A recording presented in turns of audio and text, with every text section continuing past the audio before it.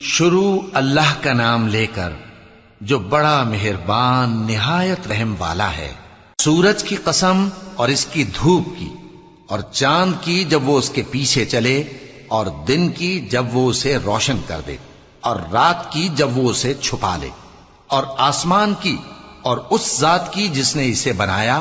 اور زمین کی اور اس ذات کی جس نے اسے پھیلایا، اور نفس انسانی کی اور اس کی جس نے اسے درست کر کے بنایا، پھر اس کو بدکاری سے بچنے اور پرہیزگار بننے کی سمجھ دی کہ جس نے اپنے نفس کو پاک رکھا وہ مراد کو پہنچا، اور جس نے اسے خاک میں ملایا وہ نامراد رہا۔ قوم سمود نے اپنی سرکشی کے سبب پیغمبر کو جھٹلایا۔ جب ان میں سے ایک نہایت بدبخت اٹھا تو اللہ کے پیغمبر صالح نے ان سے کہا کہ اللہ کی اونٹنی اور اس کے پانی پینے کی باری سے خبردار رہو، مگر انہوں نے پیغمبر کو جھٹلایا، پھر اونٹنی کو مار ڈالا